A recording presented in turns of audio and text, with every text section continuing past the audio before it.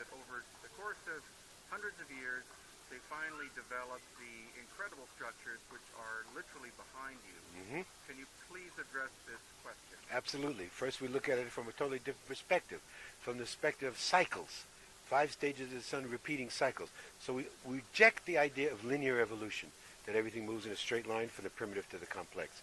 That is obvious. Anyone who studies even Egyptology sees that it's not in effect here. If you go back to what they call the Old Kingdom period, some of the finest construction, some of the finest glyphs, some of the finest jewelry, we go forward in time, Middle Kingdom, New Kingdom, and it degenerates, except for certain periods we call Renaissance periods, like the 12th dynasty, which was the Middle Kingdom, 18th dynasty, which is the New Kingdom. They seem to want to go back to the old ways, to what was the New Kingdom.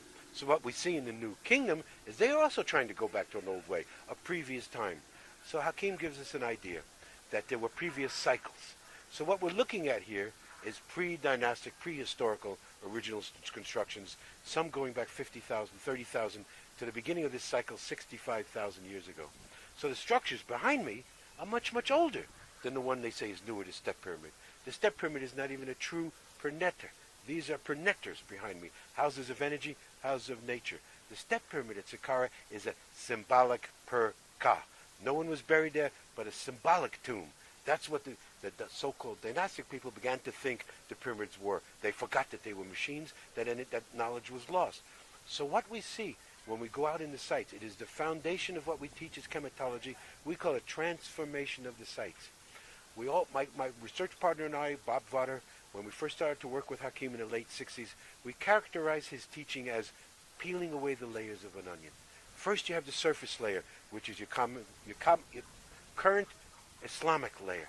Underneath the Islamic layer is a Coptic Christian layer. Under the Coptic Christian layer is a Roman layer. Under the Roman layer is a Greek layer. Under the Greek layer is a Jewish layer, which very few people know about. Under the Jewish layer is the so-called dynastic layer, which Egyptology thinks all there is. We peel away the dynastic layer, and there is ancient Kemet. And that's what's seen with the brilliance of a man like Chris Dunn, with yourself, people who understand manufacturing, woodworking, stone carving, can see what is ancient Kemet, machined without a doubt. The highest advanced machining, working in the hardest stone ever was on this planet.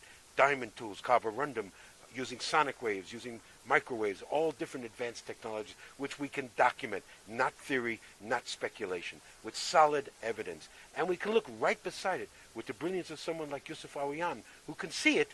So right next to it, you could see where they started to transform the site, where the Old Kingdom came in and put hieroglyphs and started to transform. Then you can see the New Kingdom came in and started to transform. We can even take it to we see a Roman transformation of the sites. We can even see in Roman temples red granite pillars from ancient Kemet. Yesterday we went to Old Cairo, saw 2 of the most beautiful mosques in the world. There is red granite pillars and alabaster from ancient Kemet.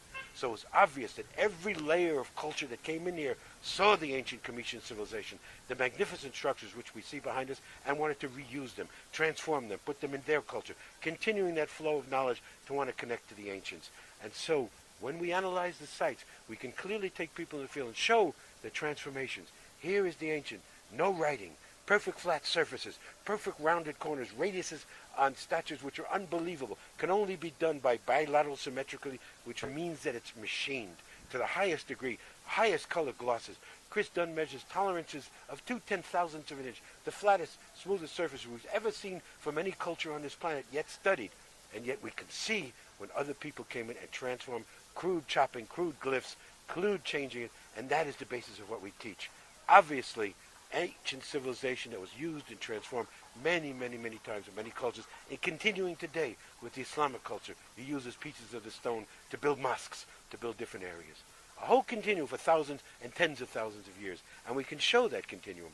Again, not theory, not speculation, based with solid, hard evidence from people who know, geologists, physicists, chemists, stonemasons, stone cutters, people who work with the material, understand the material, not stuck with the paradigms of academic Egyptology, which says it's just crude copper tools, drills, and stone balls bashing and doing this. It's absolutely insane and ridiculous. You know it. Everyone that we brought on this tour has known it. Everyone who has eyes to see can see it. It could not possibly be done by the methods they propose, by, as Chris Dunn says, by the toolkit that's left to us by the dynastic people, could not accomplish the job. We have yet to find exactly the tools. We have some ideas, some pieces we can put together. Obviously stone tools, obviously vibratory tools. Chris Dunn calls it impact ultrasonic machining, working with many, many different saws, giant wheels, different types of technology. But the evidence is obvious. Every time we go to the sites, we just gather more evidence for what we're teaching.